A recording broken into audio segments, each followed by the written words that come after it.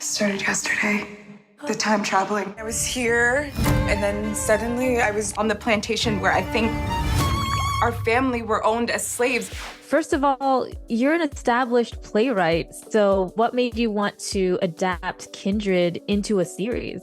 The third or fourth time I read it, I closed the book and I thought to myself, this is definitely a television show and I want to make it a television show. You really can't cram the power of something like this into 2 hours. You know, it's really about being with people, watching someone live their entire lives, you know, watching relationships shift and change in such great detail. And it became sort of like a Moby Dick for me, this like passion project that I chased for years and years and years. And eventually we were able to set it up with FX, and it's been about 6 years, 7 years of development since then. And here we are. It's like wild. And you take some big swings with the show, like it deviates a little bit from the book. Were you nervous about making any of these changes? I come at this as such a super fan. I know that if I were not the person making this show, I would be that person ready to just like pounce. And so it's been, you know, that kind of inner critic has always been at war with what I've been doing. But I made a choice early on to really like try to make sure everything I did had some sort of root or was in the grain of Octavia Butler's thinking, whether it was in like a draft of the novel that I had read or sort of her notes about it, or that there, you know, there's characters in our world who have multi-episode arcs who are in the book for only like a line or two, you know. Among the things that we did is we brought this story from 1976 to 2016. And in the process, we had to ask ourselves, like, what are the things from 1976 that would or would not fly right now for a young woman of color who had like any sense and like an email account, you know? In terms of adapting the character to the time, Dana is such an important one for so many people. So when you were taking on the role, did you feel like that pressure to do right by Octavia and by extension the book's fans? Oh, 100%. That was the main thing that I was afraid of, really, going into this project. Other than just, you know, not really having much experience being on a set or being a part of such a huge, iconic story. You know, I just really didn't want to let anybody down with my performance. And I knew she had such a huge cult following. What the devil is going on here? Dana. I was surprised that Kevin and Dana aren't married in the show like they are in the books. How do you think that kind of impacts their experience in this season? You know, in the book, they're both romantically bound and legally bound. Part of that commitment, right, is that you sign on for better or for worse, and you'll go with your partner to the worst places on earth if that's where they have to go. That's not the case here. And I think it definitely creates a tension throughout the season of, will this last? Can it last? Because they have to rely on each other. But I do think that that was also just, you know, a layer that Brandon wanted to explore in the television adaptation, in part because it's more reflective of 2016. It's much less common for people in their 20s or even, you know, 30s to be married. You don't want to see all the ways this place will change him. The Dana-Kevin dynamic. Talk to me about how that drives the series when you're unpacking things like proximity to whiteness, going through this horrifying experience together and learning about the history, the trauma of slavery.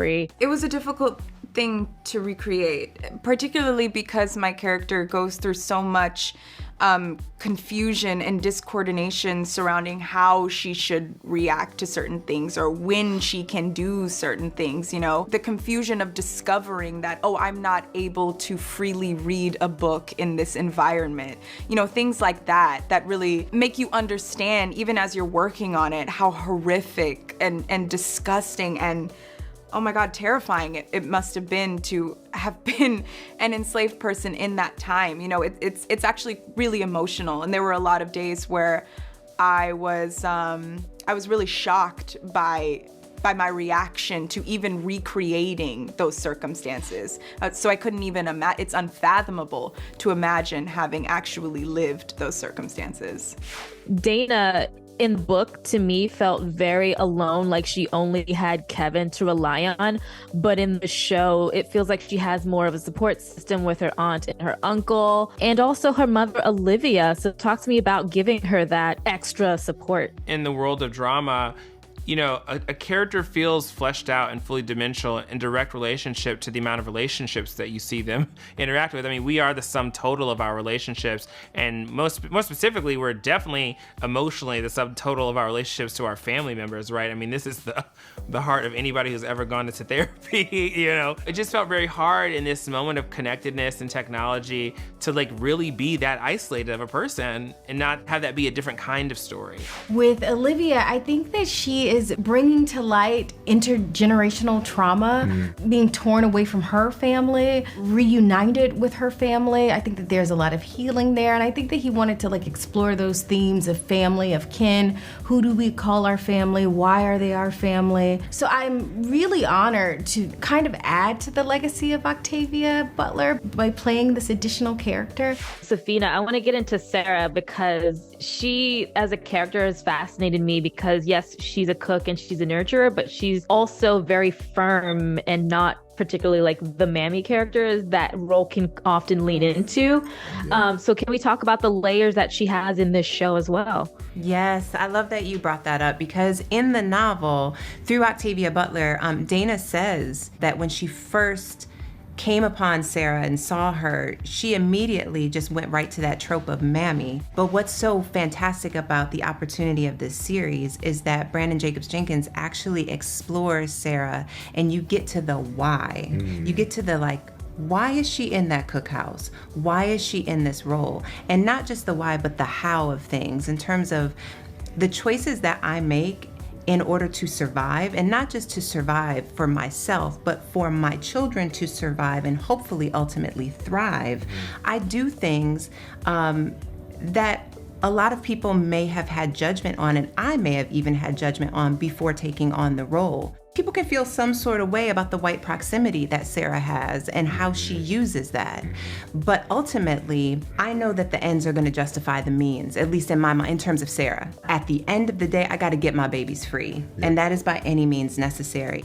Austin, let's get into Luke. In the books, he's always sort of a kinder character than others that we meet, but he is also an overseer, so that's that complicated role. He does have slightly more agency because of, I mean, he has white proximity as well, right? Because, you know, in the series, we explored that he and Tom sort of came up together, and we see Tom's sort of dependence on Luke in order to make this plantation successful. But one of the most devastating things about Luke, and you know, as you see over the course of the series, that he tries to play this game by the rules.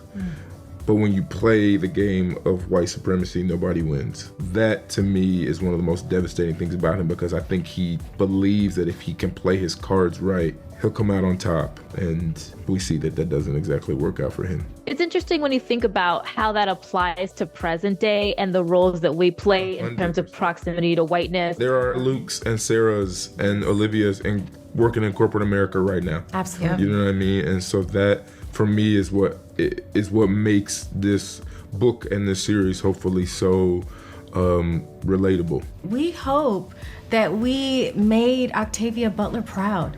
I think we all feel a sense of responsibility to the story, to our ancestors, to really uplift enslaved people and honor them.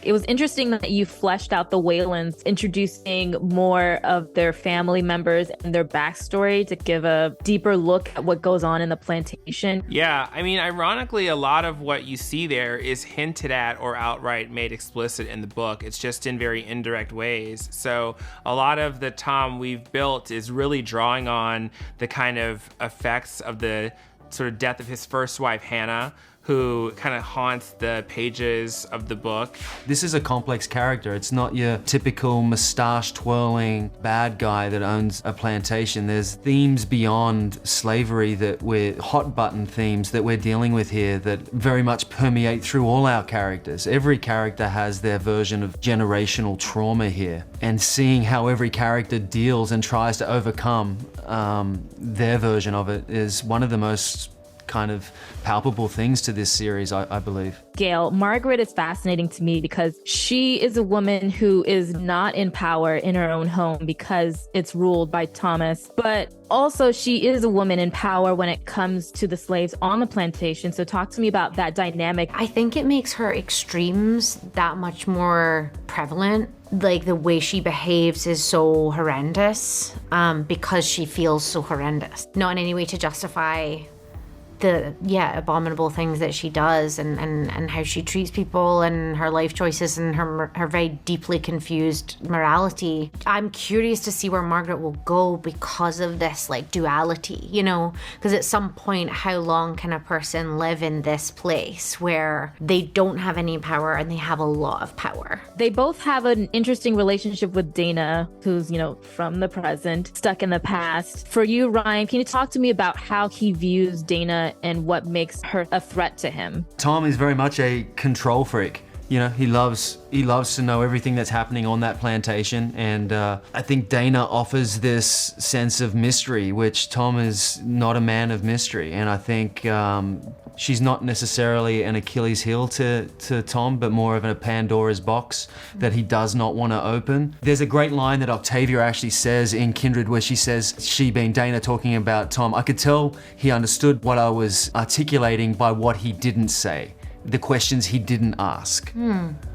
And I thought that was a wonderful way to kind of, and it really helped inform sort of certain things with me as to, oh, okay, he's sensing something bubbling over there, but rather than diving too deep and being scared by the result, I'm just gonna stand back and kind of watch it voyeuristically here and see what happens. I think she's extremely threatened by Dana. I hope as an audience you kind of like ache for that to break and for them to be able to connect or collide in some way that might be meaningful or could project some change, but it's very fraught and she's very insecure around Dana and falls back on her way of dealing with things, which is like cruelty and horrible treatment.